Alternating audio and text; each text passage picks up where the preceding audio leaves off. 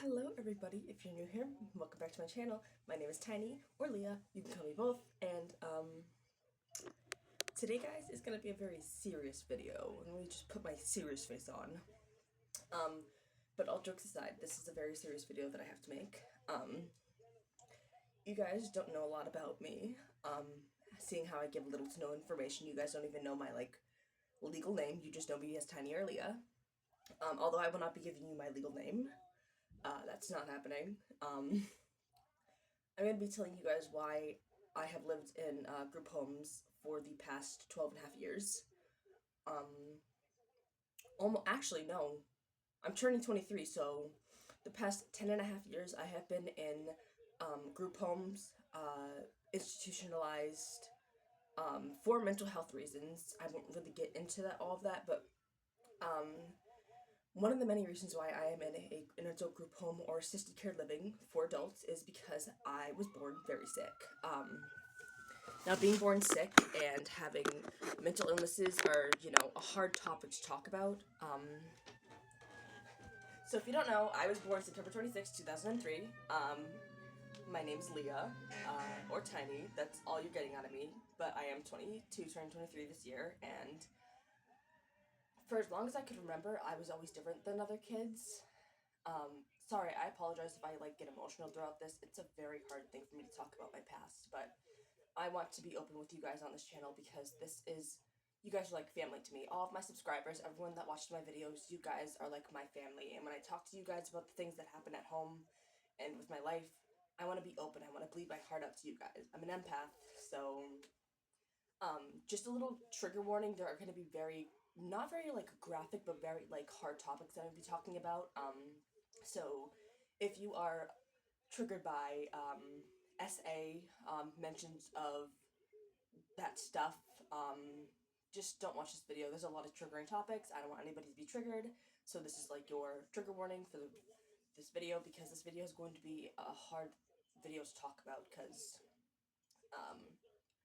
so it all kind of started when I was about 11 and a half. I had gone through a lot of serious trauma as a kid. Childhood, perfect, great, healthy baby, healthy kid. But I turned 11 and I got onto this website called Omegle. If you don't know, Omegle is now dead, thank God, because that app probably traumatized a number of young adults, young children, impressionable young babies, little kids, you know what I mean? Not babies, but small children would go on that app and adults would show them things that no kid should have to see, especially a little girl as young as 11 years old.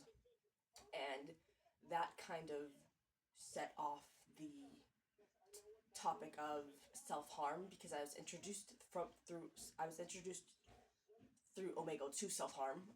There was this one woman, or not woman, but she was a girl, probably a little bit older than me, and she was doing the thing, and she said, "Have you ever tried it before?"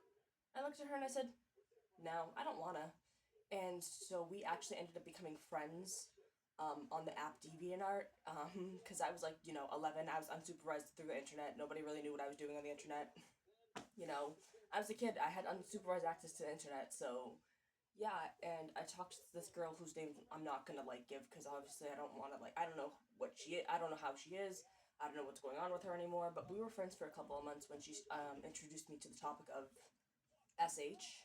I'm gonna abbreviate this so that I don't have to demonetize this video because I really don't want to have to demonetize this video because I want this video to get out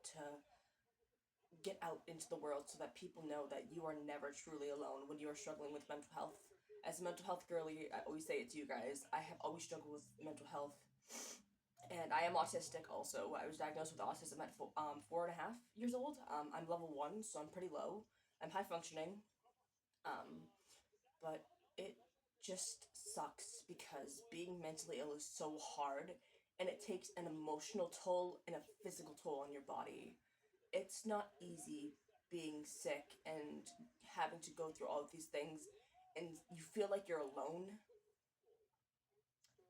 and it just feels like the monsters are constantly coming at you and they're hitting you and they're pounding into your head, and the voices they're telling you to do these things.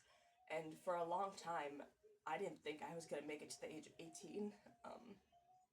Sorry, I didn't think I was going to make it to 18. I went through a lot of trauma as a kid. it makes me emotional talking about it because it just has had such an effect on my life. Even as an adult, it still affects me, and that's why I'm an age regressor, because age regression has really helped heal that little girl who didn't experience normal childhood. She was so hurt by what people did to her.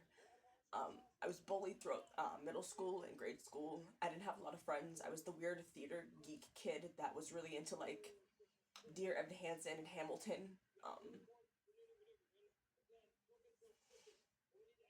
Sorry, I don't mean to cry. It just really sucks.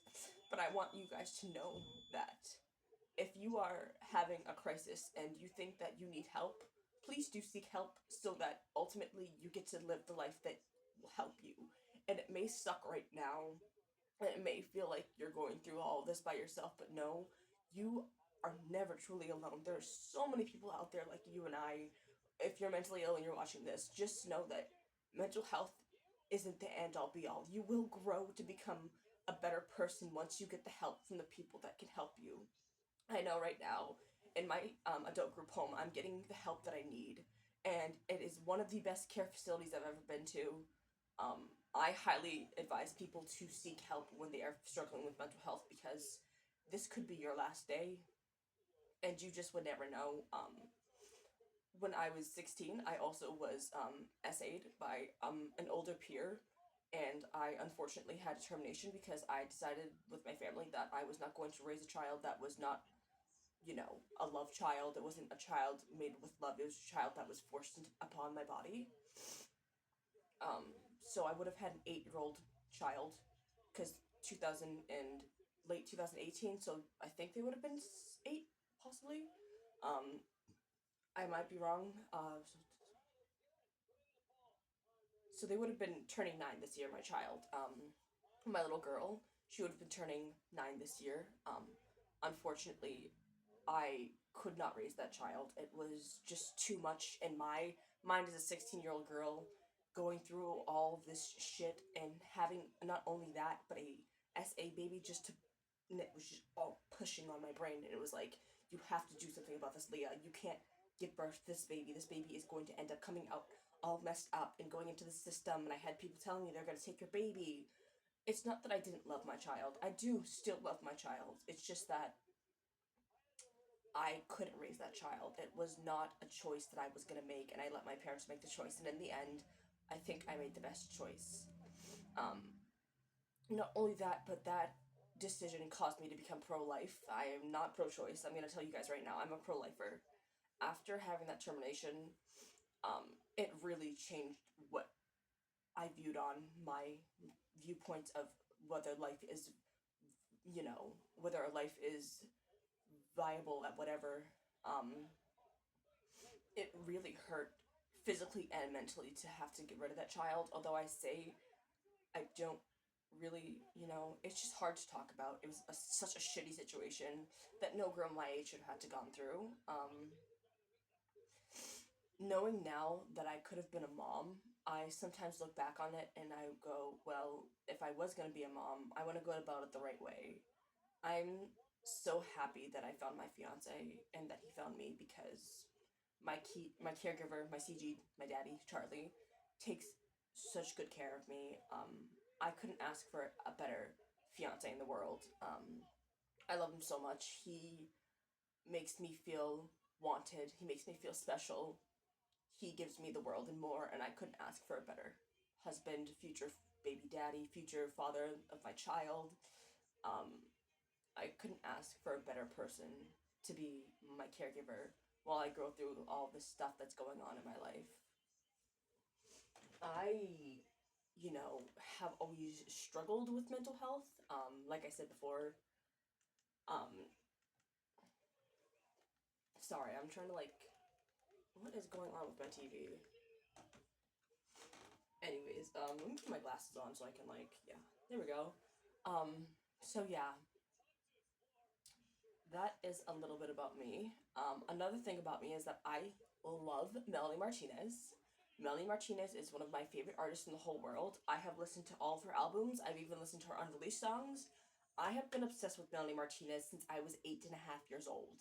Okay? I was 8 years old listening to Kids Forever, baby soft skin turns into leather. Don't be dramatic, it's only some plastic. Like, I remember being 8.5 years old, bumping Crybaby in the car, and my mom and dad just looking at each other like, why is she listening? How is my 8 now 9 year old listening to a woman talking about slicing and dicing her face to be perfect? And yeah, the first time I ever put on the song Crybaby in my mom's car, she was like, turn this off. This is not for somebody your age. And I kind of like forced my parents to take me to Hot Topic so I could get my first ever Crybaby shirt. And it was honestly one of the best days of my life is when I got my very first Crybaby doll shirt. Not Crybaby doll, but like Crybaby shirt. And it had the cute little girl with like the pigtails. I even had the matching bomber jacket. I just remember like being this like now I've gone up a little bit older. I'm 12 now. My parents let me listen to Melanie Martinez regularly. I listened to it on my like pink little iPod Touch. I had that. I had like I just like used I remember like one day going into school with my Melanie Martinez shirt, my bomber jacket, because it was like a Good Friday where like you could like bring $5 in or whatever. My school did this, right? I was in special education, right? So they tried to mainstream me. That shit didn't work. I didn't end up mainstreaming. I just stayed in the special education classes until I couldn't. So I remember one time I went into school wearing my like crybaby bomber jacket with the little pacifier on my neck, and my friends being like, "Wow, you look so cute! Like this outfit's adorable." And then I remember like the group of like boys in my school that used to bully me. Oh my god, they bullied me heavily. Um, I was walking to go to get on the school bus, and just another trigger warning. This is gonna be bad because I get beat up in this thing that I'm talking about. But I remember I was going home from school, and this older peer in my class, whose name I'm not gonna say, he pulled me by my backpack, which was like the cutest fucking backpack ever. I got it from Walmart. It was like a I don't remember. It was like a fuck. What kind of back? It was like a princess like Frozen backpack.